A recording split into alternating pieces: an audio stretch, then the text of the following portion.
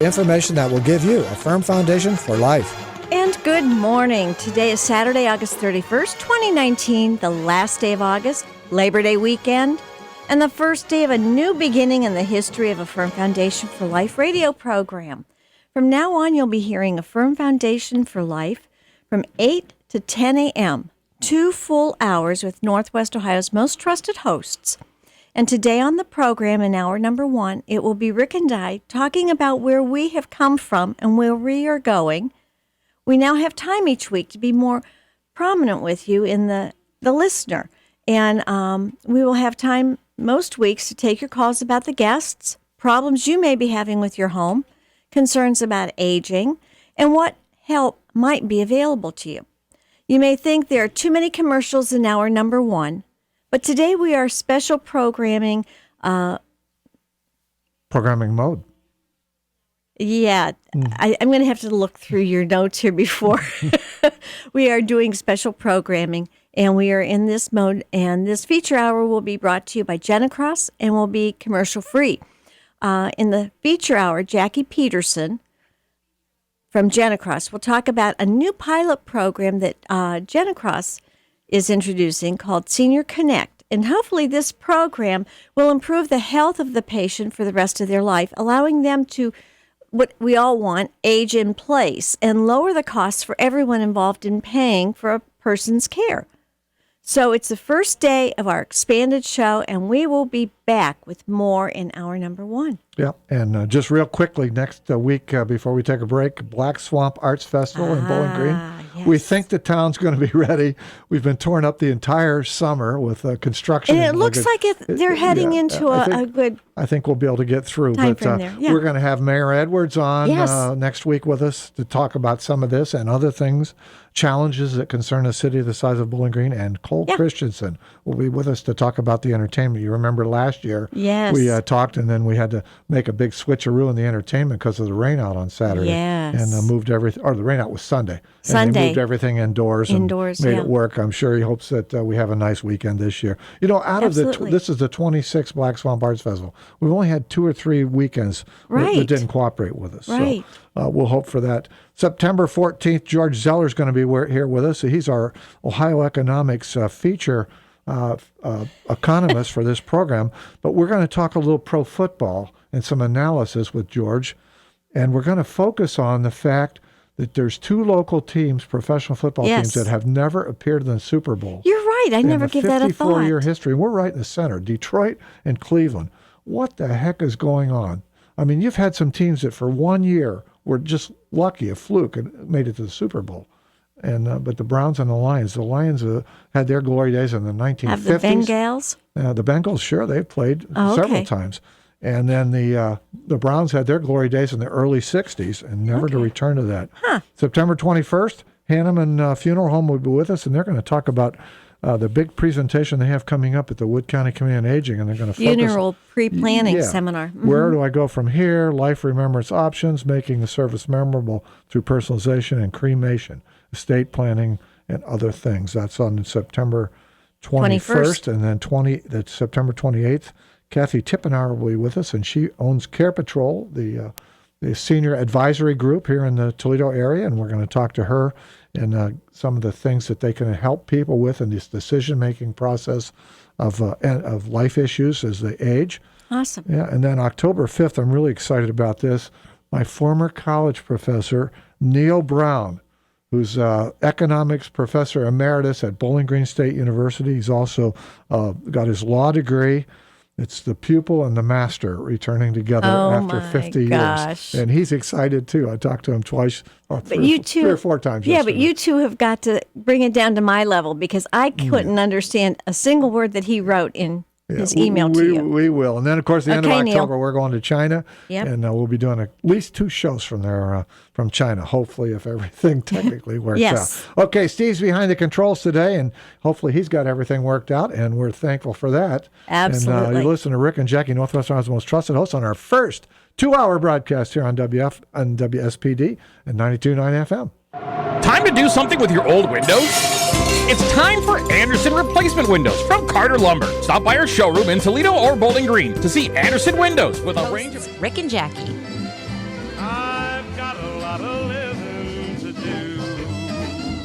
And welcome back to Affirm Foundation for Life with Rick and Jackie. Now on 2 hours on Saturday morning only, 8 to 10. And our listeners here on WSPD are going to notice a complete difference in the way the program unfolds here. In the formats and our guests. We'll have featured guests each program. We're going to have a lot more talk time to talk construction, to talk senior issues. We'll have a lot of time like that. And we'll be I don't know any senior issues. Right. I think we'll be able to take some phone calls too. Well, I just thought it might be fun here, Jackie, for people that may just be tuning into this program for the first time. A little bit about the history of the program.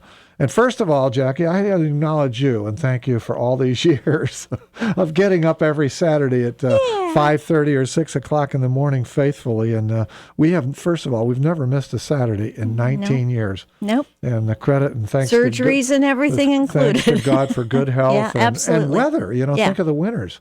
And being able to get to the station, we've always been able to get there. We've had some testy days of the weather, but we've always been able to get there. So the program started in 2000, and the year 2000, the turn of the century, as you mentioned there in the introduction.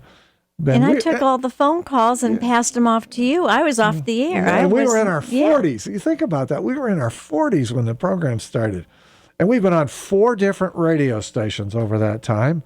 But now we are far and away with the best. Absolutely. Okay. Absolutely. And we just there's no place else to go. We've been here 3 years on WSPD. We've had a number of broadcast engineers. They've all been professional. They've always showed up on time, and we need to acknowledge that and thank them for just the cut above that professionalism. And as we've talked about, really, there's no place else to go. We're at the top. Unless you'd go to some sort of a national program, and we both syndicate it. Yeah, but we both have jobs and things like that. We've never had that kind of time to really devote to the program. So it's always been a Saturday show, and since we started, and we have gone as long as 3 hours. So this 2 hour deal is not, and most of our time has been 2 hours. We've done a lot of remotes.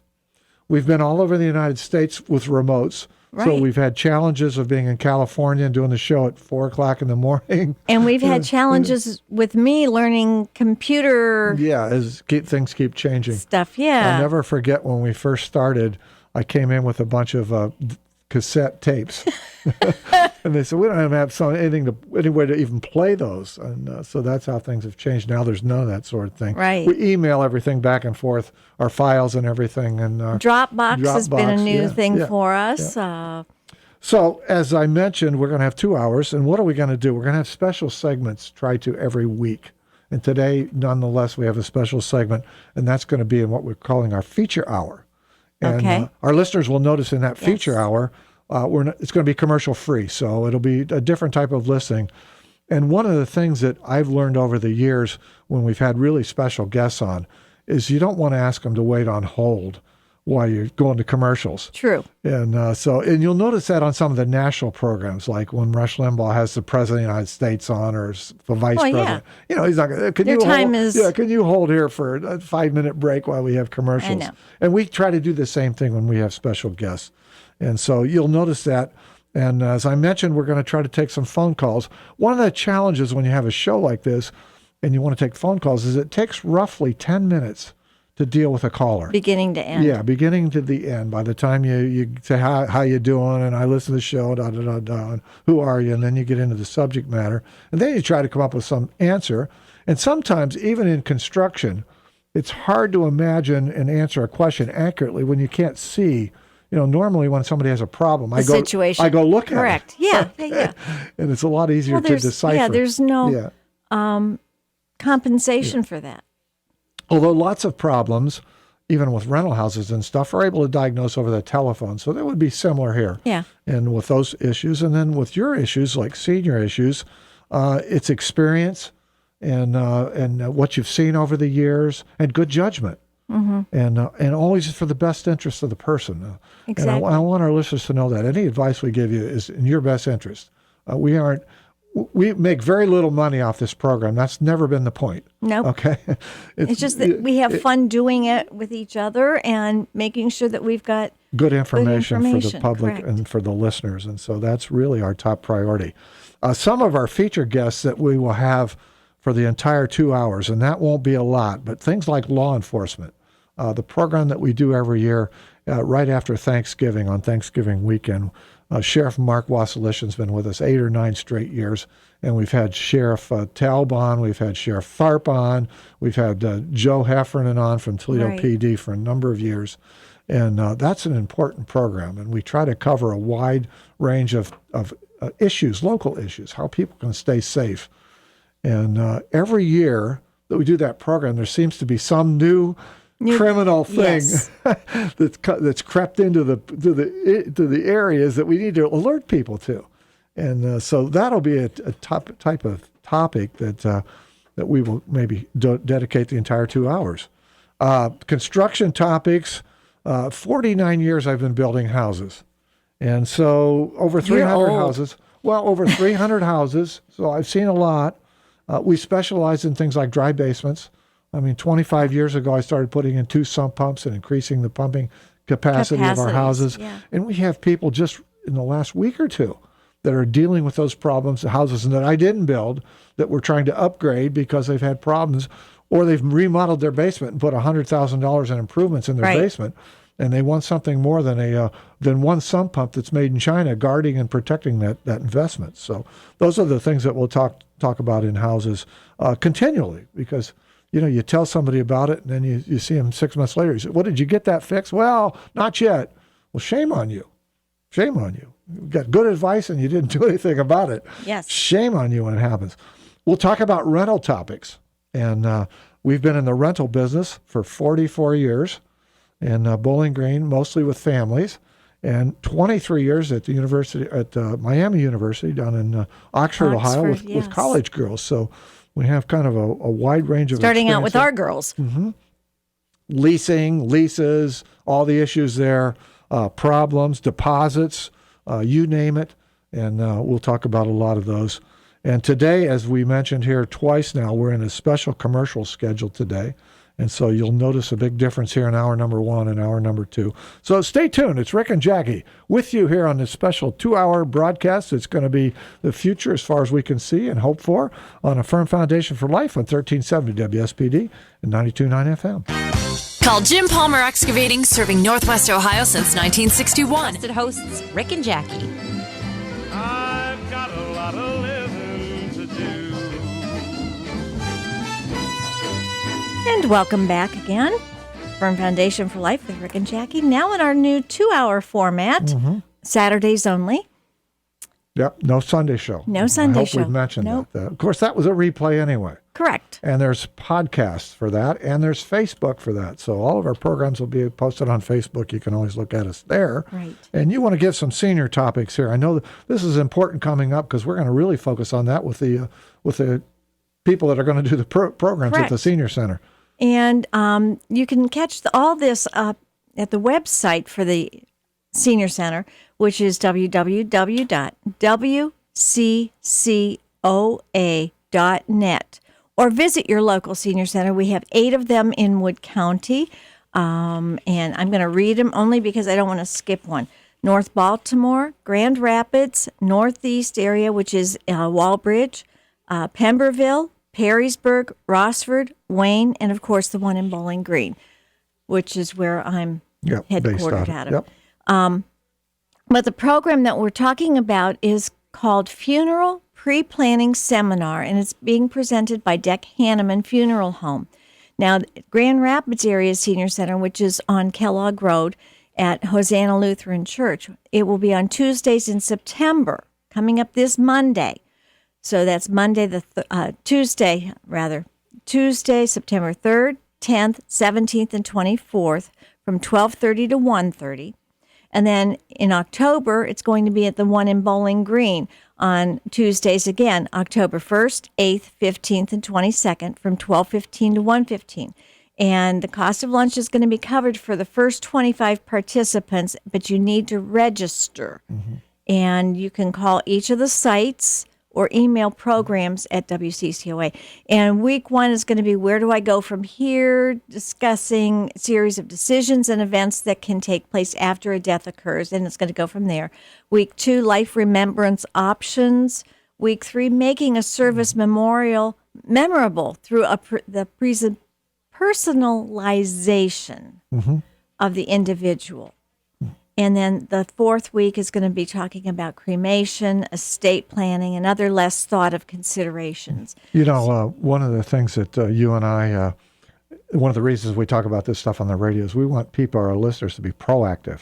Exactly. There's two ways to do this. You can be proactive or you can deal on a crisis basis. Yeah. Which And everybody's under stress. then you forget Yeah, things, yeah. and then you say, why didn't I do this? Yeah. So we want to put things out there for you to consider prior to a Now, situation. Let me throw out a great example of this. If folks remember, if they've been listening to this program, 3-4 weeks ago, we did a show with Artistic Memorials with Jeff Pettit. Correct. And we were out in the cemetery. We were in two of them, St. Yeah. Rose's and Fort Meigs there in Perrysburg. But both cemeteries have some of those great big monuments, like a family plot or a clan plot, and with the name of the people, and then maybe their siblings and all that around, and marriages, and kind of a plot, maybe 8 or 10 So people. the matriarch Yeah. or the patriarch of the family Yeah. took all this into consideration. And you and I did a lot of soul searching at that. Yes. As to what would be right for us. And since we don't have that situation, we looked at some of the other options, and just that little bit of time, what it did to open our eyes. And so I think we now have that pretty well settled, what we'll do there. Right. And so we'll just continue on down that path and finalize all this because, like you mentioned, the stress and some of the other relatives and other people that we've observed, other family people that have waited till there's a crisis. And of course, we've just been observers, but we've watched the stress and maybe the problems, the rifts within the family over, I want this and we want that, and you're not going to do this. Dysfunction comes through Yeah. in a stressful situation. Exactly. So that's what you're going to be talking about with senior topics. Was there anything else coming up that you wanted to highlight there? The throwdown, Yes. the end of September, Saturday, September 28th.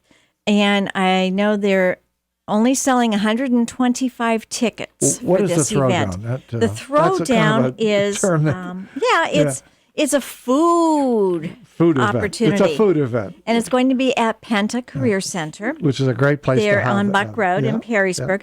5 chefs from area senior centers, assisted living facilities, and retirement communities and long-term care facilities are going to challenge each other to a 3-course meal called a throwdown. Yeah. And everybody's going to be able to taste from an appetizer, starters, and main course, and a dessert.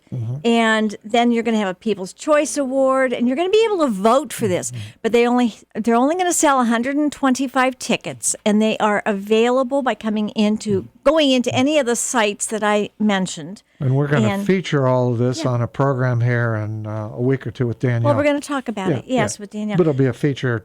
Correct, yes. Senior top, one of our features. And the tickets are $10 a person, and they're limited. So get yours now. Yeah, and you've had that, this is 4th or 5th year for oh, that? more than that. 8th or 10th? Okay. Yeah. But last year, I think Woodhaven won the Correct. special Yes. award there, Yes. where my mom is. So that's coming up. Anything else on senior topics? Medicare 101, learn ways to stay informed, stay healthy, and save money. It's going to be Tuesday, October 1st at the Perrysburg Area Senior Center. It's a free service brought to you by the Ohio Senior Health Insurance Information Program. And I took those courses before we both went on Medicare, which we're now on, and they were extremely helpful. Yes. Extremely helpful. And then once we took those courses, and we knew, I think, exactly what programs we wanted. And this one what is worked going to best for us. talk about recent changes to Yeah, Medicare. yeah. So it'll be very helpful. Yeah. It's Tuesday, October 1st, and it's going to be at the Perrysburg Area Senior Center on Indiana Avenue by the fire station there. No reservation is needed. It is just an educational presentation. Yeah, the important thing about Medicare is everybody's different. Right. Everybody. You and I have different Exactly. plans. Yes. And if you came from like a school teacher or something like that, where you have those kind of benefits, you're different.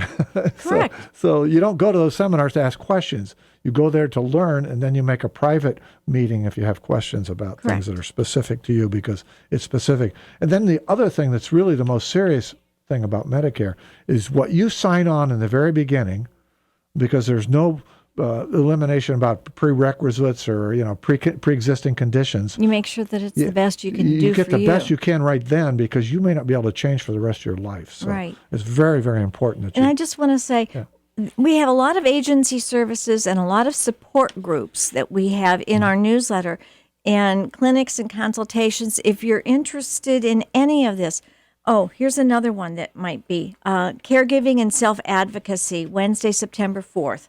So that's another one if you want to do. Good wrap up on that, Yep. Jackie. It's Rick and Jackie, 8 o'clock to 10 o'clock, Affirm Foundation for Life now for as far as we can see into the future. So get there. Set your clocks back an hour. That's what I told everybody. They all remember, what are you talking about? Daylight savings time? I said, no, Affirm Foundation for Life. Okay, it's Rick and Jackie on 1370 WSPE, 929 FM. Memorialize your Of love. Affirm Foundation for Life with Northwest Ohio's most trusted hosts, Rick and Jackie. I've got a lot of living to do. And welcome back to Affirm Foundation for Life with Rick and Jackie. This morning talking about things that should interest you and help you get a Getting introduced here Affirm to the Foundation, 2-hour yeah. program here with special programming to boot. So we got 2 hours Right. and special programming and special commercial schedule all thrown into the very first day. But so far, so good. Thanks Yep. to our broadcast engineer over there. We've had a lot of consultations here during the That's okay. program. And when We're we getting got it here, down. We're getting it done. Yep. Well, we can't go without talking about the program without sponsors. Absolutely talking about sponsors. not. Yes. And last year, at some point in time, I counted up the number of sponsors we've had over the 19 years. 94 sponsors. Wow. 94 sponsors. And these have been individuals that we have utilized Yeah. in our No daily stranger- life. No strangers. Not just somebody to us. calling you up and say, hey, I Right. want to run an ad on your program. None of that. These are business people. And right now, currently, we have about 25, but we have 7 Yeah. that have been with us the entire time of this program. And a special thanks to them. And you'll hear their commercials, or you've already heard them, because they all played in this hour. So Yep. you can sort that out. You can look on our website. And one of the things we try to do with our sponsors is it's name ID, name recognition. And we don't give out phone numbers or this or that. You can look them up on our website, or you can get on your computer and you can Google Ace Hardware or Palmer Brothers Concrete or Jim Palmer Excavating. When you hear the program and you hear about that Right. business, so that's all you have to do. So we don't need to give you a phone number or this or that. They serve all of our sponsors serve the entire region here where you can hear this program. And so don't hesitate to use them. And I will throw this out to our listeners. A sponsor of a program only needs to hear maybe once a year from somebody that they heard the program on the radio. Correct. To encourage to make it viable. So worthwhile. somebody was in the other day, and they'll remember that. The sponsor will remember that for a long time. And we've also noticed too that the sponsors are faithful listeners of the program. So many of them are probably Yes. listening this morning. And again, a special thanks to them. Absolutely. But, Thank you, guys. We've had a couple of situations over the years where people have called our sponsors about service. And for whatever reason, they didn't get right back to them. And they've let me know that. Right. And I've become an advocate for them. I've actually called the sponsor and said, hey, you're on the radio and you're claiming this, this, and this. You better call that person back and try to get things worked out, because we're on there. We're Advocating both ways. right, advocate, endorsing. You're endorsing us by sponsoring the program, and we're endorsing your services by advertising your services on our radio show. So that's how it all works. And so I just encourage people, ask people, beg people to. No, you don't beg. Don't beg. Call those sponsors and talk to them. Let them know how much you enjoy the program. Well, I mentioned this earlier, but we've broadcast from all over the United States, and we've had some terrific experiences. And going we've around. been as far in the United States as Pearl Harbor and Hawaii. Right, and Alaska. And Alaska, yes. Prudhoe Bay. I don't know which is further. We'd have to look that No. up. Imagine Hawaii's further. But you have to deal with time changes. Yeah. And when you go that direction, it's really challenging. And, of course, we're headed for China in a few weeks, actually the end of October. And that's a 12-hour time difference. Right. So that'll be That's no problem. So that means we're starting at 9 in the morning. We'll be on it, or 8 in the morning. We'll be on at 8 in the evening. It should be fairly convenient. Yeah. And for everybody. We've been to 6 foreign countries, and we've been to every historical event. This is what I really wanted to emphasize, because this is what's really meant a lot to us personally. And these are events that happened in yours and my lifetime. Pretty much. I mean, a couple of years earlier, but World War II, basically, certainly after we were born, the effects of World War II. So Pearl Harbor, of course, was really, really special to be out of Pearl Harbor and relive all of that. And, for our listeners, the people that live out there in Hawaii, Pearl Harbor is real to them today. Yes, It's absolutely. over 75. It's probably 78 or 79 years now. It was 75th anniversary when we were there. But it's right there, and there's still people living they were children then, but they lived through that experience. But it just goes to show you that we've forgotten about that pretty much back here, but out there it's really special. And you think of that tranquil setting. It was that way when we were there. Yes. On a Sunday morning. I can only imagine what they went through. The nerve of the Japanese to do that. It's just incredible when you think back. And I'm so glad it's a more peaceful time now. Yeah. But you think Because of that. what And had you happened back think, what then, did they ever think they were going to accomplish by doing that from a world perspective? Did they think they were going to conquer the U.S., or was this just one man's decision to do this? What must have gone into that thinking process? And then, of course, the Kennedy Museum down in Dallas, Texas. And I encourage everybody listening to us to take that in. Dealey Plaza. You can stand right in the window where Oswald shot the president. There's a marker out in the street that you can go out there and stand. You can look at the angles and the closeness, the proximity. And it's just a fantastic tour. It's one of the most visited spots in Dallas, Texas. There's people there from all over the world, and you think, why are those people interested in this event? It really Because it did affect other people in other countries. But we were there. We've actually done our show there twice. The initial broadcast we did, but then we went back for the 50th anniversary. Yeah. And we had a special connection to that event. And my mother and father got married in 1950. And the best man at their wedding, and he's standing just to the left of my dad. We have the picture, the iconic picture of that wedding, was Glenn Bennett, my dad's best friend in college at Ohio University. And Glenn Bennett went on to be Special Agent Glenn Bennett for the U.S. Secret Service. And he was in the car right behind President Kennedy when he was shot in Dallas.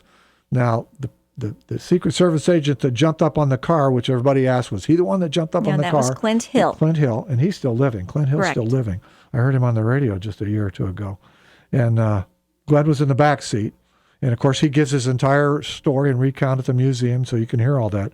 But when the 50th anniversary was approaching, and we were arranging to be down there and do our show, if people remember that, it was only, 8 or 10 years ago, maybe not that long. But everybody, news organization and everything wanted to do their show there, and maybe some places did a whole week there.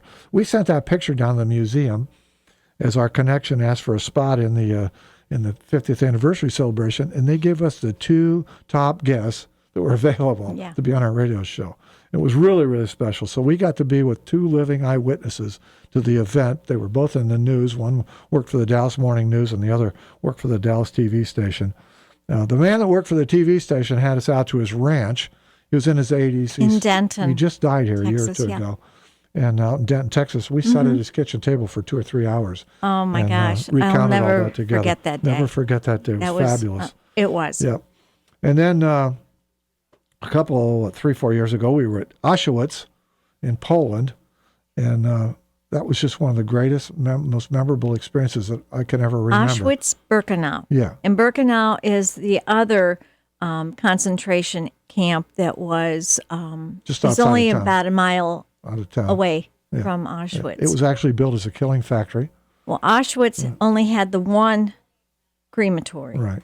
but Birkenau had 6. Yeah. And all this is still there. And it was a master plan. Yeah, it was a master plan, and the designers, they had the blueprints, and people came down from Germany to build all this, and just the whole thing. It was a pre-planned event. We spent 3 days there, and we had the media director for the complex was there, and the tourism there reminded me of a Disney World or a Jerusalem. I mean, the tour buses and the people coming in from international, the guests.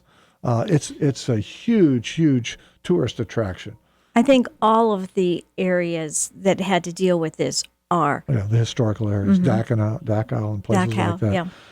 But it was just I can't tell our listeners for us to go over there at our age and understanding what happened there and to see it all how impressive it was for us. And we took my cousins, Nelu and Ankutsa, who at the time were, I think, 24 and 25. Maybe not that old. Or maybe not even that old, correct. And they were even taken back by it. And of course, they live in awe. Romania too. Yeah, Correct. Yeah, so they didn't have that And connection. and there was a connection there with the Romanians because the Jewish people had lived in Romania, even though it's an Orthodox, country. 98% are Orthodox Christian. There was a huge Jewish population. Hungary is really the country that took it at Auschwitz. They killed all the Jews from Hungary at Auschwitz in 8 weeks. Right. The entire Jewish population of the country of Hungary. We did our show from the 9/11 memorial just before we came on WSPD, so it'd be about 4 years ago. And we spent an entire day there touring and then had one of the media directors from the museum there, and just really, really, really And special. his presentation with us really impacted us because... It floored us. Yeah. We didn't have any, we didn't even know his name. No forewarning. No forewarning. And we sat down to start the broadcast. He announced that his brother was killed in the South Tower. And we just kind of swallowed, took a deep breath, backed up a little bit, took a deep breath. And I kept said, moving and through I said, we're going to dedicate this program to the memory of your Absolutely. brother. And so we felt really, really good about that. And then after the program, we went down to where they have the books of all the people that were killed and read all about his brother. But he was very, very bitter about the situation. He talked about his brother being murdered. They were actually on the telephone with his brother communicating while he was in the tower before it collapsed. And his brother wanted to remain there because he wanted to stay with the troops. Yeah. And then we did our show, I think it was on WSPD when we were in Alaska, the Alaska pipeline. I believe so. Yes. And up there, we went all the way to Prudhoe Bay. I told Jackie for the 4th of July I was going to take her to the beach. Now, she didn't know that it was going to be a cold beach. The Arctic Ocean. It wasn't frozen. It was thawed. But you could see the ice way out. Yep. That hadn't melted yet. So we took went all the way up there to Prudhoe Bay and then came back on the Dalton Highway. That's the famous ice road, the Ice Road Trucker Show. And we took that by car, in a van. And so that was just a great experience to do our show there. And we also did our show from Jerusalem in Israel. And, yes. That was because of the time change going that way. That was at 4:00 in the afternoon. And the morning of the program, so we had all morning. Normally we come to the station right in the morning first to do our program. That's the first event of the day. But that was not the first event of the day when we were in Jerusalem. That morning, we were in Gethsemane. The Garden of Gethsemane, where they arrested Christ before they crucified him. We had a prayer service. Yeah, we had a prayer service there in the garden. And then we went to the dungeon where they actually held Christ under Caiaphas's house. And that dungeon is 2 stories down in solid rock. Now, they built steps down there for the tourists, but for when Christ was arrested, there's a hole in the ceiling, which is still there. They lowered him down on a rope. So that's some of the locations and some of the broadcasts we've been to over the years.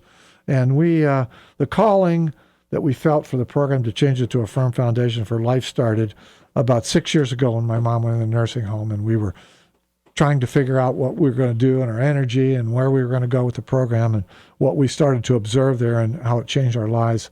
That's when we added the For Life. It was just a calling. We both woke up at different times with all this, and we struggled with it individually. And then when we discussed it, we realized we were both at the same point. Yeah, and so that's why we're here today. And so we want you to experience and understand and hopefully learn from this. It's to be informative and to be your friends on the radio. Right. And not to be upsetting, not to be controversial, but to tell you the truth, the best we can discern the truth. What we've seen in life. To bring you the best information we can. Well, hour number 2 today on A Firm Foundation for Life, we're going to feature Genacross. We have a featured guest, very few commercials, so it's going to be an intense hour on hour number 2. All of our sponsors have been accounted for here in the first hour. And we just want to thank you for listening. It's A Firm Foundation for Life, and we're going to be on 2 hours as far as we know into the future here on WSPD. We thank our new director here at WSPD, and for arranging all this and working with us and getting it done. It took a couple of months here to work through, get the bugs out and get everybody rearranged and everything. But we're excited. We're 8 to 10, which is a great time. You can be your first thing every Saturday morning here with Rick and Jackie. And so we'll be back with hour number 2 on Firm Foundation for Life. It's Rick and Jackie, Northwest Ohio's most trusted hosts on 1370 WSPD, 929 FM.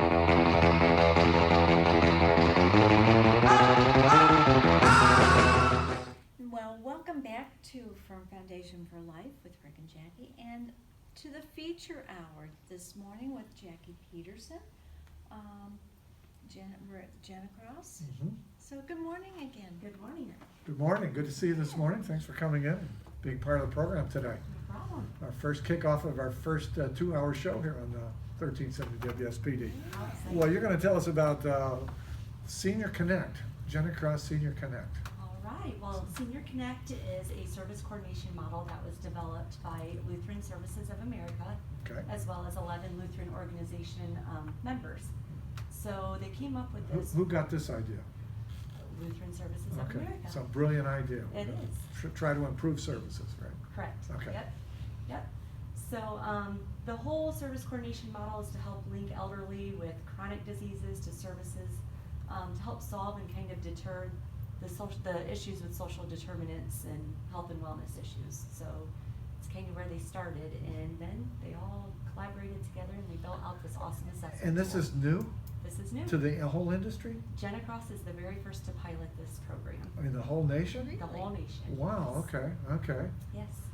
Yeah. And that's the thinking phenomenal. behind this is to help people live better Correct. So in the time that they've got. We're going to improve on this, whatever time that is, we're going to make it better. Yep, so we want them to age in place. We want them to remain home and independent as long as possible and help manage their chronic Now, conditions. for our listeners who may not know age in place, elaborate on that a little bit. So in Genacross, the situation where we're using this model is we have independent living. So everybody wants to remain home and independent as long as possible, so. And I think there's been studies that show that over 90% want to stay at home. Absolutely. Okay. Yeah, Maybe even higher than 90%. Yeah. So we're right on base there. yep, We're going to keep people in their homes. that's our goal. Okay. So what's next? So what we do is this new assessment tool, there's 3 different assessments that we Okay. use. We do a depression assessment, an anxiety assessment. Then we have our comprehensive assessment, and that's where we really start focusing on those social determinants. They've contacted you, they've reached out to you. Is that how this whole process started? We are. How did you get somebody's name? We're a Lutheran organization Yeah. member with Okay. Lutheran Services of Yeah. America. But how did you get some client out there, Johnny Q. Public? He called in? We actually implemented this in our independent living housing sites. Oh, so you're starting it right in your own clients, first of Yes. all? Okay. Yeah. Okay, Yeah. good idea. Yeah, with the goal to then reach out into The the general general public, community, okay. yeah. Okay, so this is kind of a pilot project. Yeah. Good. Yeah. Okay, so we're gonna do that. Yeah, so we can get on down to the assessment piece. We start off with the comprehensive assessment, just basic demographics, getting to know them, who their primary care physician is, pharmacy, all that good stuff. Now, Then- before you go any further, my question is, the individual has to sign on to this. They really have to be, Right, they would have I mean, to. it's not something that the organization sees would benefit this individual and they're saying, whoa, I don't care to do this. Right, each Okay. resident has a right to accept or decline Okay. the service. No, that'll So. by your mouth more. There you There go. Sorry. So, yes, there are very few that are non-participants. They just want to do their own thing and they just kind of want to be left alone. But most of our residents do take full advantage of the service Okay. coordinator on site. Okay. So, So you get that occasional bullheaded person, doesn't want any part of anything. well, yeah. A lot of the people we know fall in that category, don't they? Yeah, you do. Okay. And even if they say no initially, if they come back because a need did arise, we're still going to help them. So, yeah. And we explain that to them. when they decline. So did you service. go around the facility and talk to people and say, here's what we're working on, and we'd like you to participate? Was that how it all started? Well, so our service coordination with Genacross has always been more enhanced than what's expected.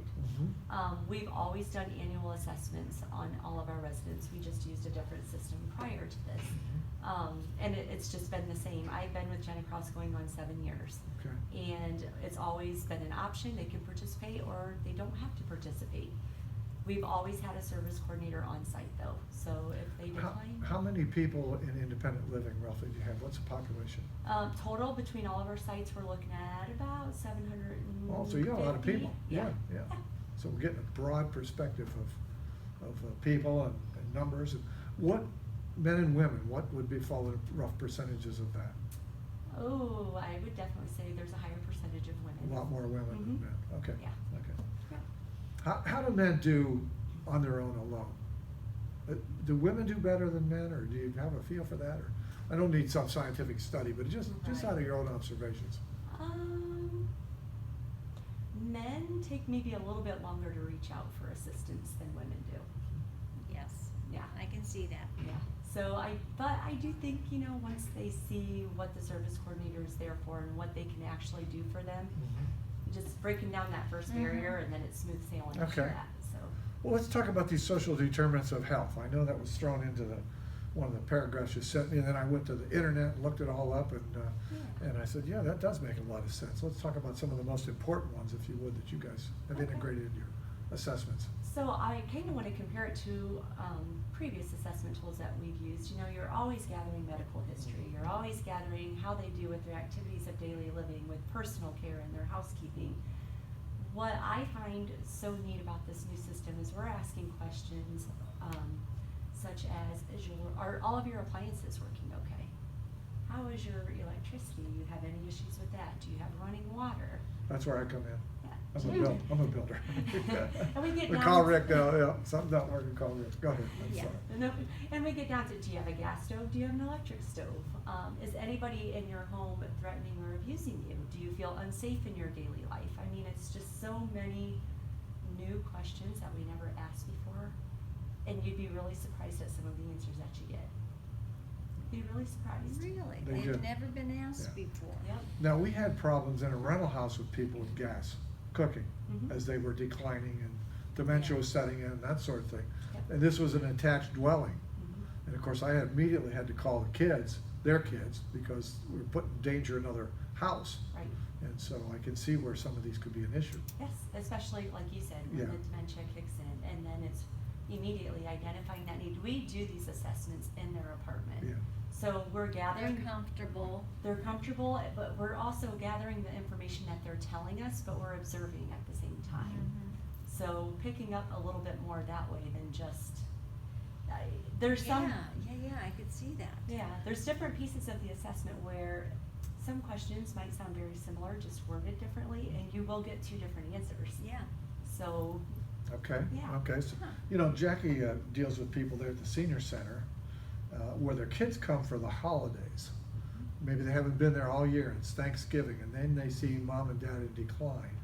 And they call and say, well, we noticed, because they hadn't seen them in a whole year. right. So how do you integrate that with your assessments? Do you do this regularly so you can Well, see? do you Yeah. talk with the Yeah, family yeah. after you've done this assessment with the individual? Right, so it's independent living, and we do have everybody fill out an emergency contact sheet on an Okay. annual basis.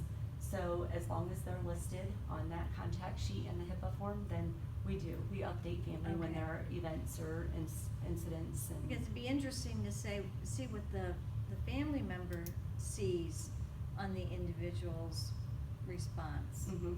Not necessarily what they've responded to, but what their response would be regarding that individual Right, for you.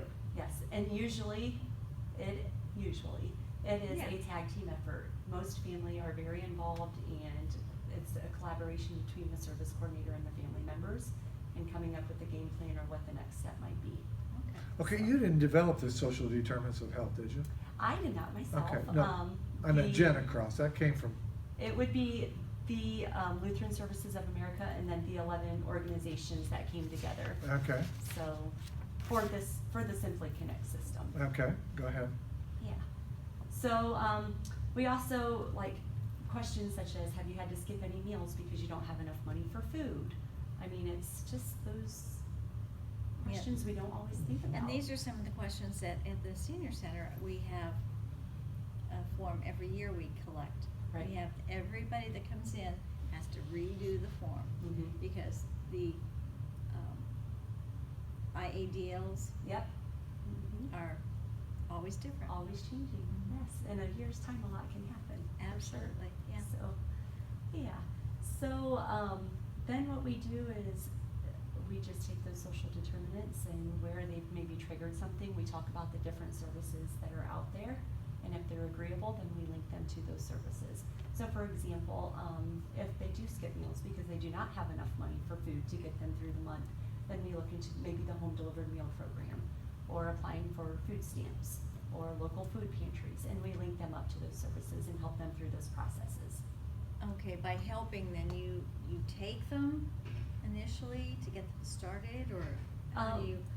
Well, for the home delivered meals, we make referrals to the area office on aging. So when there's a need identified, this new system, we create service plans. So we put that need and what our goal is to meet that need, and then we follow up until that need is met. Okay. I'm going to refer to Jackie Petersen. We have two Jackies on the program this morning, so and a Jackie on each, one across the table and one next Jackie to me. squared, aren't you? Yeah, yeah. You know, I don't have as much exposure to this as my Jackie does at the senior center. But just from what I know, when I'm thinking about you guys, especially you're focused in Lucas County, this got to be a huge problem. You talk about people skipping meals. I mean, we know people that can't get their medicine, and Yeah. maybe they're eating cat food because they don't have money for their own food. This sort of thing. This got to be a huge problem across the spectrum. But you just brought something Yeah. up. Okay, so they have a pet. Yeah, Mhm. that should be. That's a question we ask. Are Yeah. you able to take care of your pet? Do you feel that you need help to take care of your pet? I mean, Where do we get help for that? I have Is- not had that question Is there answered there's yet. an agency for that? There are a lot of things out there, actually. I know our temperance site, up in that area, there is assistance with pet food and different things like that. So I have not had to utilize that, so I can't say I I can. know Meals on Wheels America has a program for pet food stuff. But my thought is, if you can't take care of yourself, why do you have a pet? It's the companionship. You know? Yeah, yeah. And then you look Yeah. at the whole depression and Yeah, anxiety. I would scale. think that'd be hard for people to give up too. Yeah. So the nice part though is if they cannot take care of themselves, 9 times out of 10, they have a home health agency coming in, and they are also really wonderful people to work with that will assist with emptying a litter box or taking the dog out to go to the bathroom. Yeah, so between friends and family and agencies coming into the home, there's usually a way to meet the need. There's agencies that'll take dogs out for bathroom breaks. If they have a home health aide, that home health aide, you'd be surprised at all they do. It's not just personal care. Mhm. I mean, they'll grocery runs, they'll pick up the medication. Yeah, but that's essential, that's essential to the person in their life, and not necessarily a dog or a cat. Unless we consider that essential. Do we consider that essential? Most of the time in our independent living sites, it's a companion Okay, or a service animal. so you would consider it important? Yeah. Okay. Yeah. Maybe I wouldn't, but you would, okay. What about medicine? I know that's always an issue. Medicine is a huge issue. I actually at a recent assessment just had a lady say, you know, I think I might need a little bit of help. I'm getting to the point where I think I took my morning meds, but then I'm not real sure, not using a pill box. So that could be a simple enough, let's get a pill box. So then you know if that's empty that you did take it, so you're not second guessing yourself. Oh, that's a good idea. That's a really good idea. That plus the fact, like Cameron Camp had suggested for an Alzheimer's individual, a chart. And you can, I've seen these now where they're for the whole week. Yeah. You can just check it off. Yep. There's so many different tools to use out there. A lot of the pharmacies will prepackage the medications and label them, and they deliver them, so you don't have to worry about that. There's timed and alarmed medication dispensers, so it's a locked box that somebody can come set up. An alarm and a light sounds off, and it dispenses the meds just for that designated time. There's so many options out there. Visiting nurses coming once a week to set up that pill box. Med reminders on a daily basis. I mean, I used to laugh at my grandmother. She says, I have too many pills to take. So we got her a morning, noon, and night thing.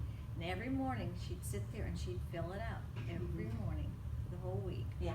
I'm having that problem already. I have one I take every other day. And you forget to take it every other day. Well, no, is this the week I'm Monday, Wednesday, and Friday, or is this the Tuesday, Thursday, and Saturday? Yeah. Yeah. So I concentrate, I can still remember that one, but I can see the day coming where that may be an issue. Well, really. and you know what else I have noticed is the seniors now are really getting up to date on the smartphones. Mhm. And they're setting the alarms in their phones to remind them to take their Really? medications. Oh, yeah. I'm a long way from that one. Yeah. He doesn't even own a smartphone, and he doesn't know how to use mine. Yeah. It's just like a portable alarm clock. Yeah. Time to take your But meds. yeah, you're so, right. Yeah. You listen to Rick and Jackie this morning. It's our feature hour, and we're on 2 hours now, in case you didn't get that already. Started at 8 o'clock this morning, and we're with Jackie Petersen from Genacross, and we're talking about their new Senior Connect services, where they're working even more intently with people, trying to get to know them better, trying to understand, and then trying to connect them with the different services. We've already heard about 4 or 5 unique ones. I'm anxious to hear about a few more. What about going to the bathroom? That's an issue. Okay. So it depends on the need. If it's just as simple as having a hard time getting on and off the toilet, then there's the raised toilet seats, or getting a high-rise toilet, or it could just be a simple fix like grab bars beside the toilet. So if it's a little bit more beyond that and they actually need hands-on assistance, then that's when we start reaching out to get a home health agency to come in. Yeah, but they're gonna have to be there on call, or how does that work? It could be that. You can't if hold, you're you can only getting- hold it so long, you know? Yeah. If Yeah. you're getting to the point though where you need somebody 24/7 in unexpected Mhm. times, Yeah. then we might have to start discussing the next level of care. I could not name one person that could afford to private pay somebody to live with them 24/7 Yeah. at the rates that they are today. Unless they had a family member Unless- that would be willing to Right. take them in. And that is another option in our independent living sites. You can have a live-in caregiver. So if a family Okay. member is willing to do that, then yeah. Did you grow up around here, Jackie? Did I what? Grow up around this area? Putnam County. Okay, because we're in an area, being an urban area, where you're gonna have lots and lots and lots of people that are aging at the same time. We're gonna need a lot of help. Has that sunk in yet, as you've looked across the landscape of Lucas County and Wood County and all the numbers? That has, and in my position with the adult day center and the assisted living that we also have, hiring and trying to meet even that need Right. makes you recognize how short the healthcare industry is in that help. Yeah, you know, I just throw in a story because it's really appropriate here. I was at the nursing home a couple of days ago, and there's a lady there, Helen, okay, use her first name. She stopped me, and they've scheduled her for an x-ray. This was the issue. And we want to take her to Toledo for some reason for this x-ray. And she asked me what my opinion was and everything. And I asked her who her caregiver was, who her guardian, who's looking out, her advocate, I guess that's the word I use, it's a better term. She said her daughter. Well, maybe you ought to discuss this issue with your daughter, rather than me interject what I think about it. Well, her daughter lives in Oregon, the state of Oregon. I mean, not even close. Well, maybe you could have a Skype. I gave 3 or 4 issues, you know, with her daughter and who's ever set this up in a 3-way conversation conference. Have you set any of those up yet? So I'm so glad you mentioned Yeah. that. So with this system, what we can do. Telemedicine, that might be fall under. Yeah, we have a mobile app that can be utilized with the system. Even through the computer portion of it, we can add team members to each resident. So it can be their primary care physician, it can be their family member, whomever they want to get notifications of their changes in condition or any events that may happen. We have tablets where we can FaceTime live, Yeah. we can do the whole video, and we can write with their family member. So what I did was I was headed down the right course with this lady. Absolutely, yeah. Yeah, I didn't want to give her my opinion. I said, I ought to be able to do this at Wood County Hospital, because you can digitally transmit the x-rays to wherever, and they're the same quality. I didn't see Right. Yep. where you had to So- go to Toledo, because she didn't want the inconvenience of having to get an ambulance, or medical transport would be the right term. Right. Right. Gotta get all these terms here at the tip of my Yeah, tongue. but you I know all the ones for program. construction, but I don't know quite all the ones for the aging, but, yeah, so that was a suggestion. I thought, well, that's great. I'm glad to hear that you think I'm on the right path. And it's another beautiful piece to the system. Yeah. That's miscommunication or not enough communication. Yes. When it comes to having multiple medical providers involved in your care, and then family that maybe can't make it to every appointment or does live out of state, is a huge part of some of the social determinants and medical issues not being met. So This is this lady's closest advocate, yeah.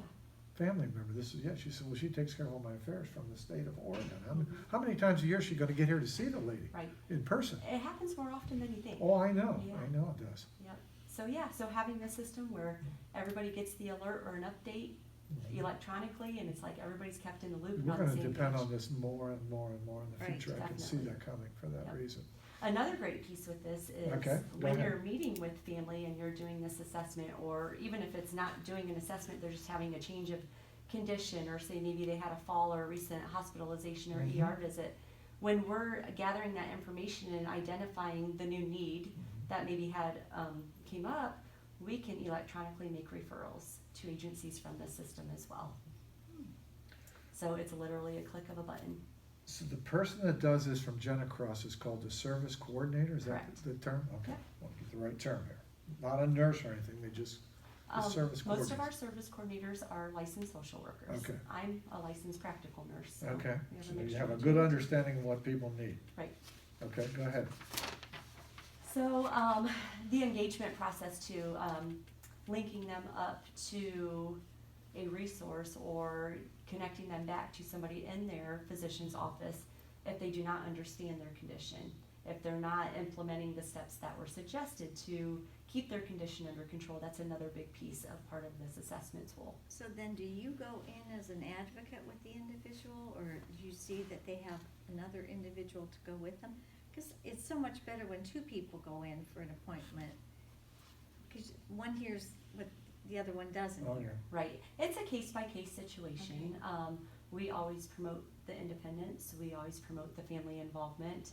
If we have somebody that does not have that person to lean on, we will definitely be in Okay. communication and keep them up to date. I think this FaceTime would be invaluable. You know, we FaceTime a lot with people across the country and even in other countries. Right, And there's no reason that you can't make this work and have just as detailed conference or call or question and answer, whatever, and see everybody, almost as if you're there in person. right during the appointment or Yeah. right during the assessment. If family lives in Oregon and they Yeah. wanna sit through the assessment, we can have them Absolutely. present right with us. Yeah, I think I'd encourage everybody to do that. Yeah. I Yeah. know that, Well, the fact of the matter is you're as close as your phone. Right, You can do a video on a phone, FaceTime or Skype. Yeah. absolutely. Well, we're planning a trip to China, and we're trying to see how we can integrate some of this into just being gone Yeah, with our workers and, you know, our people that are on call, if we have any problems with rental houses and that. So right. this is even more important in the healthcare field. Oh, absolutely. Yeah, this is really the wave of the future. Yeah. Yeah, good. Okay, good. What's next?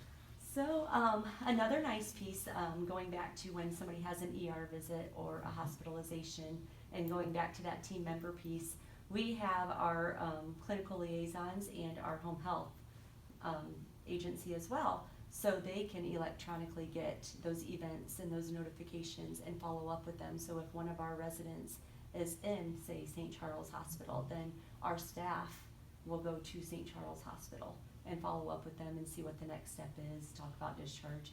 If they're coming home. Right, if there was a fall and they're needing some PT or OT, then our home health can get that automatically.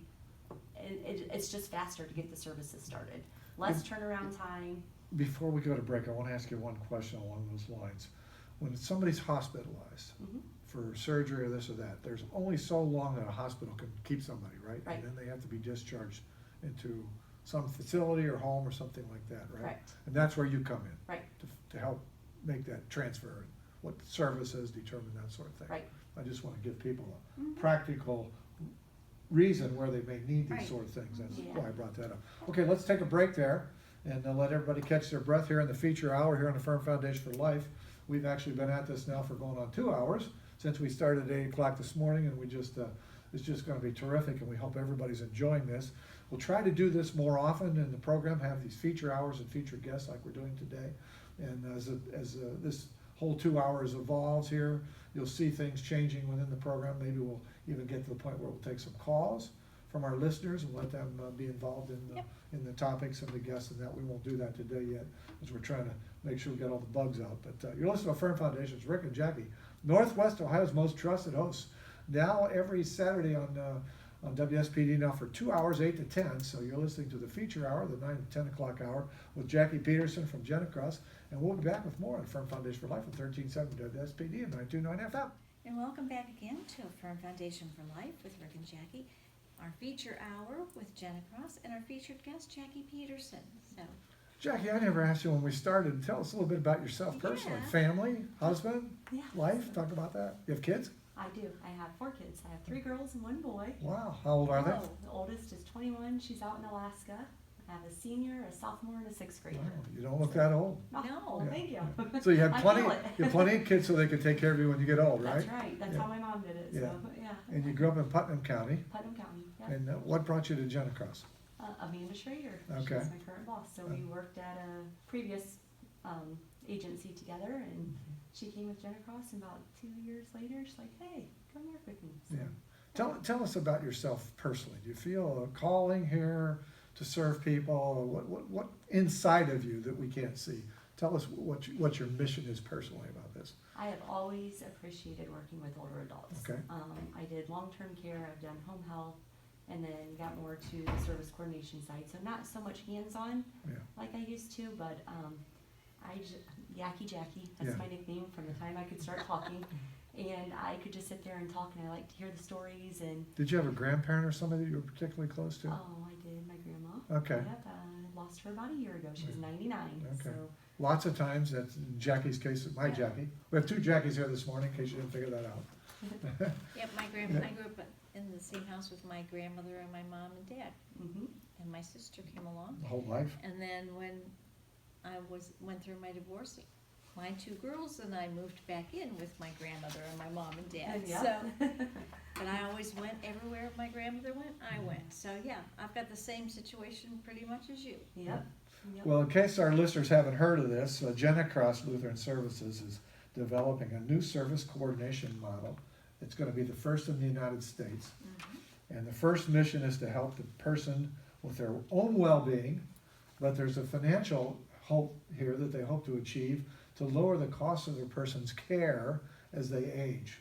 It's to save everybody money, the Wow. service providers, whoever they're paying for whatever, and that's the purpose. If you live better, you're not as sick, you don't need as many services, it won't cost as much. So they hope to set a new trend here, and we've been talking about the personal side of it.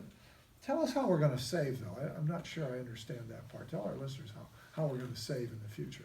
So if we can prevent readmissions to the hospital Yeah. and reoccurring ER visits, that's a huge savings right there. It's huge. If we can link them to the services to help them remain independent and at home, rather going to a long-term care facility, not saying that those are bad, but that's going to be a cost savings right there. For society in general, if nothing else. Right. Right? Yeah. Yes.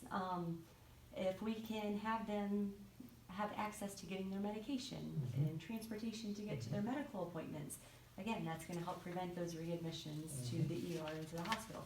Cost savings right there, all the way around. It's just a cost savings for the payer, for the participant or the client, and it's going to give everybody better scores. And when it comes to And we're piloting this on your people that you have now in your residential services. Right, we have our independent living sites, so we are the first to pilot it in the nation, the service plan side and the assessment piece. And, yeah, so we started it within Genacross at all of our independent housing And sites. then eventually we may get it all to everybody. And you said you have how many individuals? We're looking at about 750. Wow. If people call Genacross and they need to leave their home and come to some sort of independent, is there a waiting list or a time lag, or is there generally openings most of the time? It depends on the site and the location. We do have waiting lists at a lot of our sites. Can't even gauge time because it just depends from day to day, so. Sure. Yeah.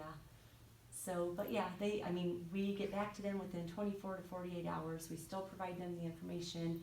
We've hand-delivered applications so they can get put on that waiting list sooner rather than later if there is a waiting list, so.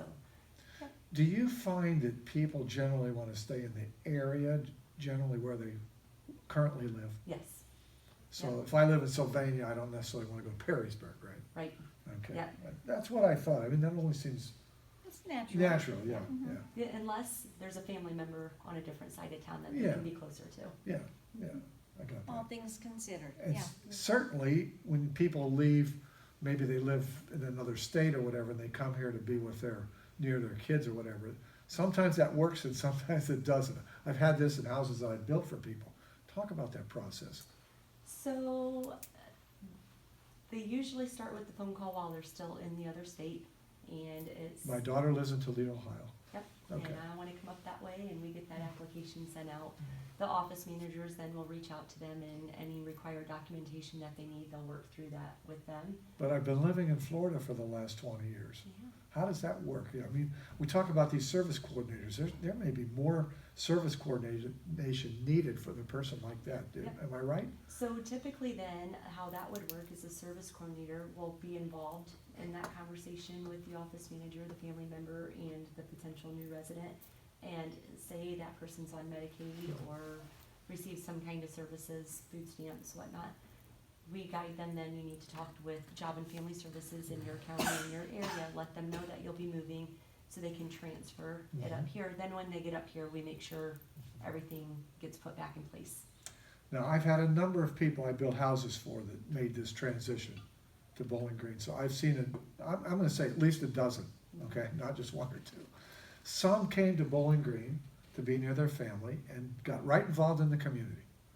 You know, got a church, went to the senior center, made friends, da-di-da-di-da, and like they lived there all their life. Yep. I mean, you'd see them 2-3 years later and all of a sudden they were the president of Kiwanis or heading up their church group or this or that. Then I've had others that came and after 2 or 3 years, they put a for sale sign in their yard, they were going back to where they came from. Yeah, Maybe their kids even disappointed them. yeah. You know, their kids didn't live together, so when they saw them, it was wonderful. But now that we live in the same town, we don't get along so well. Yep, it's either Yeah, they're there too yeah. much or they're not there enough. But Yeah, then you yeah, get that and off they exactly, go. exactly. So. So how are you at Genacross dealing with those sort of problems? Do you have them, first of all, and what I'm saying to you makes sense? Yes, so, I'll just come up with another example Yeah. of a recent assessment I did, and it's not necessarily like she moved from another state, but from another county. And we do, in our, assessment tool, one of the questions is about their faith and if they are needing linked to any spiritual services in the area. Okay. So, yep, we can provide them with names of churches, we can help connect them, even with support groups. Being- Do you warn them? Do you say, you know, we'd like to see you get involved, not, even though you're coming here to be near your daughter or your son, not depend on them for everything you need in your life, your socialization, so to speak. Right. You know. Definitely talk about socialization and how important that is. Jackie runs into that senior center, same thing, right? Yep. You encourage them, well, come up to the senior center. Well, case in point, I had a gentleman this afternoon, that's why I was a few minutes late getting home. He came in, he brought his aunt in. Well, it was this week, yeah, This week, yeah. yeah. You get your days mixed up. Tell me about it. But no, he came in to bring his aunt in for our podiatry clinic. And she was down there and he was walking around and he says, I hear you've got a new place out in Grand Rapids. I says, yes, we do. He says, I haven't been there. I says, well, you should go out there for lunch. As a matter of fact, I'm looking for some volunteers to help deliver meals out in that way. Well, I've been retired now, and all I do is to putter around the house. And I says, well, then you've got time that you could help out, and you could take benefit not only the senior center, but yourself. It'll help you. Right. And he goes, oh, yeah. So we definitely promote that at our sites. We have 2 organizations that we're working with right now to get volunteers against Medicare and Medicaid fraud. And I'm not going to call these agencies out by name just because I don't know if I can. Yeah, you don't have to. But that's getting some volunteers lined up for that, and we are just in the midst of trying to get that started and getting the residents scouted around for that to see if there's any interest. Another that we are the first in the nation to participate in this program, and it's Dementia Friends. So once a month at most of our sites, the residents, and it's resident-led. Our service coordinator's always there, but we're encouraging them to really take hold of it and get it going themselves. And it's talking about dementia and not necessarily how to cope with it, because it's not them having dementia, but more how to handle being around somebody with dementia. Wonderful. And how to basically talk to a person with dementia or reply to a person with dementia and understand the whole disease process a lot better. So Taking the stigma out of it. right, yes, getting them a good understanding. We bring out outside agencies that come in and call bingo, and we open that up to the public. We have Bible studies, we have communion. One of our sites even has church service every Sunday, and at our site. So Great. yeah, we have a lot of different things going on to keep them social So and it's the interactive. personality comes out of the individuals to create the personality at each of your sites. Right. That's what you want. That's- I'm just wondering how much you tell the person.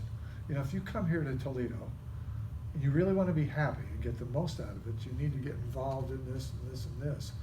And because this is what happened to the folks I'm thinking of in my houses. You know, they just didn't realize, well, I got to come there and make new friends.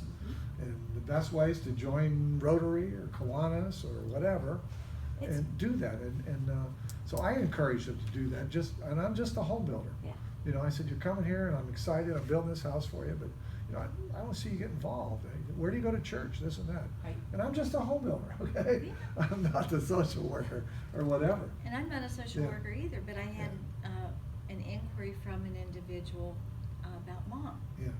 And she says, she's bothering her sister all the time. And I says, well, why don't you come in with her, bring her in for lunch, take her out for lunch.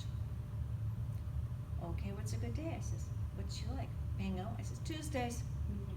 Come in for lunch, and it's that first step into the senior center. Right. And if you've got somebody that you love with you, it takes all the pain out of it.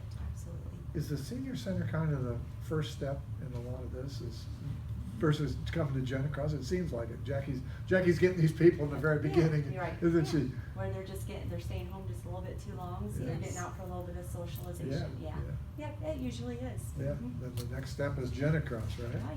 Yeah. Yeah, and we start internally, and it's baby steps. It's having those Right. in-house activities, and we do, our local senior centers, especially like over in the Oregon area, have been fantastic with transportation. So they take them to the grocery store Mhm. once or twice a week, and then even once or twice a month, they plan outings just to go have lunch somewhere. So Wonderful. Yeah. it's starting in and kind of working their way then out, so. Yeah. I just want to back step a little bit here in the first segment because we talked about this very important concept of aging in place. Yes. And most of our conversation has been centered around that. That the surveys say that over 90% of the people want to stay in their own homes. So that's been the purpose of our whole discussion this morning. And all that you're hearing here on A Firm Foundation for Life is talking about how we can keep you in the house you live in.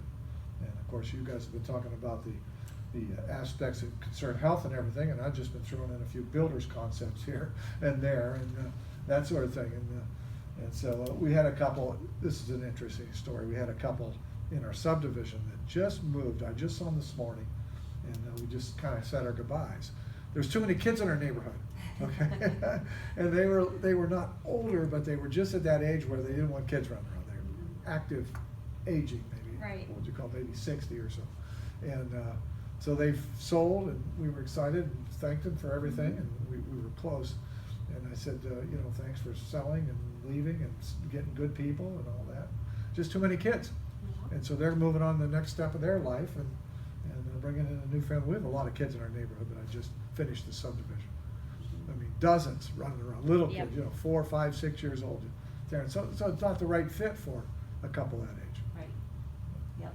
But And we actually, kids are welcome, so we actually did, just a couple months ago, partnered with Redeemer Church here in Toledo and hosted Vacation Bible School, one day out of their week where all the kids came over and we had water balloon fights and water gun fights and we sang songs and we read Bible verses and Bible stories and made crafts and then all had lunch together. It was beautiful. At the daycare? Here at one of our housing sites. Oh, okay, Yep, okay, so. good. Oh, how Yeah. awesome. Brought the kids over on a bus and they came, and then we did that twice, and then towards the end, when their Bible school was about to come to an end before they went back to regular school, our residents were invited to go have lunch and visit their facility, so it was great. What So a anything great- interactive, Yes. and intergenerational activities we promote too. Why we've got you on, I want to touch base on a couple of things with you. You see all these commercials on TV for all these visiting angels and all these people, and you see these stereotypes of the people that are portrayed in these commercials. That Jackie and I always joking about them. That's not the real world necessarily. Tell me about the employees here at Genacross that you're sending out on all these things and the screening process and some of that. It's a little more rigid than it is for a lot of these places. Am I right about that? Definitely. You definitely have to have the right personality. Okay. So most of the staff are licensed social workers, and we do background checks, and we do a hiring process, and we question and all that good stuff. But explaining the job and what it entails is explained well, because you have to have the heart, you have to have the right personality. You have to be able to deal with a stubborn person that, I don't need your help, but we're observing that, yeah, you do need our help. And it's presentation and how you talk and how you listen. That's really what it all comes down to. That's perfect. Do you find that it comes better from one of you than it does from a family member? Absolutely. Okay. Absolutely. Seniors do not like that. We're reversing roles, period. Yeah. We don't want our So- kids telling us what to do. Yep, I gotta I say. am still- Jack and I are old enough to make that statement. Maybe you are. Not yet. Yeah. But yeah, I'm still mom. Yeah. You're not bossing me. Yeah. So yeah, it is. It's having that outside perspective and that outsider giving the suggestions where it's not coming off as I'm telling you need to Right, do this. because, So well, Mr. So-and-so, I do this, I've done this for 15 years, and so I've got some experience and some different ideas that you might want to look at. yeah, it is. It's all in presentation. Okay, in the remaining time, I want to give you some problems of clients and tell me how you deal with them. Okay. Like bad habits, like smoking. What do you tell people that are still smoking? So obviously we can link them up to different resources. We can look through their insurance and see if there's programs that we can help them get enrolled in. Fortunately for us, our properties are all Smoke-free. smoke-free campuses. So it's education and continuing to educate them, because it can result in lease violations. So Yeah, you know how people are if they smoke. Some people are desperate. yeah, so not a huge problem. That's not a for problem. us. That's not a huge problem. No. Drinking? It's few far and in between. So There's a lot of people in the world that drink Yeah. and smoke. yes. They just haven't reached the system yet, right? Some, yes. Again, it's education, it's providing that support and letting them know what services are out there. It's independent living, so obviously we can't make anybody do anything. It's also holding them accountable, so it comes down to the lease if it has to be, but we always try to prevent that and lead them in other directions to other resources. You know, as we visit the facilities with a group that's aging just above our age, it's kind of the greatest generation. These were people that worked hard and saved and took care of themselves, went to church and basically lived right. But, you know, the generation now that's having all these problems, as we see around the world, on the news every day, this is the future of what's going to be coming into the facilities that you deal with. Right. The problems are going to get bigger. What about cussing?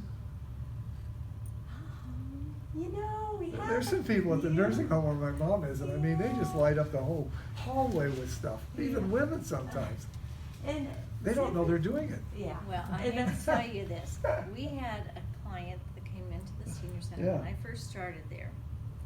She would make a truck driver blush. That's how bad. Yeah. And then she ended up in the nursing home. Yeah, yeah. And it gets a little difficult. This is why the program with Dementia Friends is so important in understanding that disease process and how to react around somebody with dementia, is because 9 times out of 10, I'll use my grandma as an example. My grandma was the church going, stay at home mom, made supper and was Yeah. ready every night. Greatest generation, yeah. Never said a bad word in her life. And once she got into later stages of Alzheimer's, I mean, my jaw dropped. I'm like, oh, never heard her talk like that ever before. So Sure. Where did she It hear can- those words? So yes, it can be You offensive. remember something from her childhood. But Yeah. what about worse problems? Sexual problems, stealing? You ever have any of that? Would this be grounds for expelling somebody or evicting them? It would depend. It's a case by case situation. Yeah, it would depend. So we take our lease seriously and what they sign. Mhm. We provide that education, and depending on the severity of it, they have a certain amount of violations that I they would can get think before they're if evicted. it ended up into being a legal Yeah, situation. we've done a Yeah, whole definitely. program on this, Yeah. and so that leads you into romance. So you don't want to deny somebody romance. I just read a month ago with people in Sylvania were over 100 they got married. Yeah. Maybe you saw that.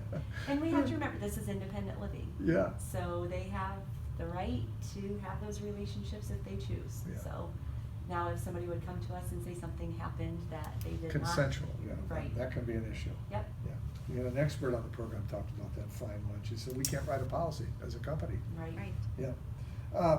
When you meet with a family that's going to have in-home health care, you're going to provide that.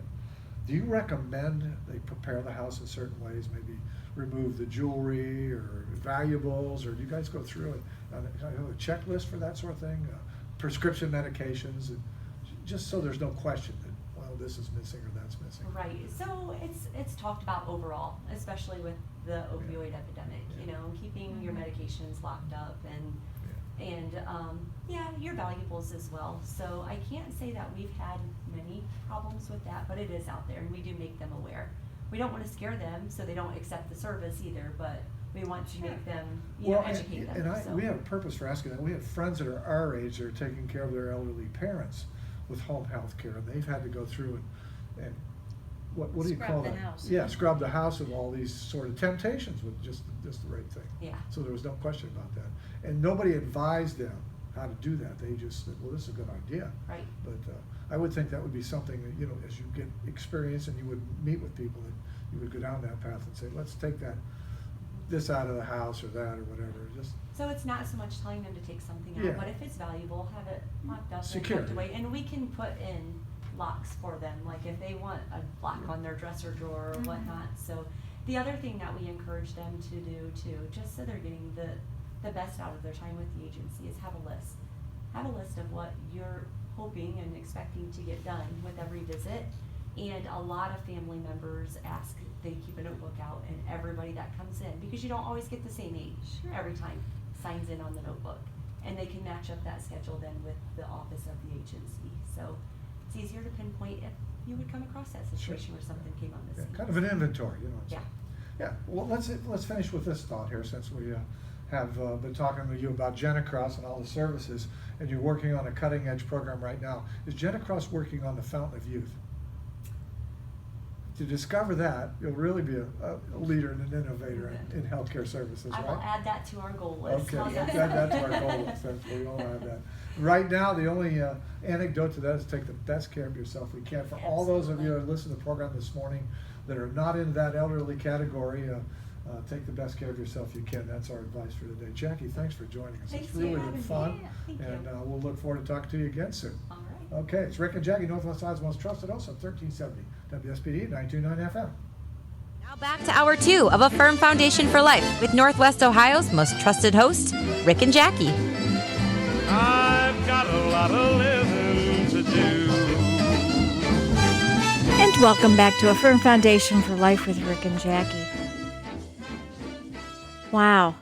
Special thanks to, Yes. again, to our broadcast engineer. Fabulous morning this morning. 2 hours, first time for us here at WSPD. And thanks to our listeners for being with us. So this will be it going forward, 8 to 10.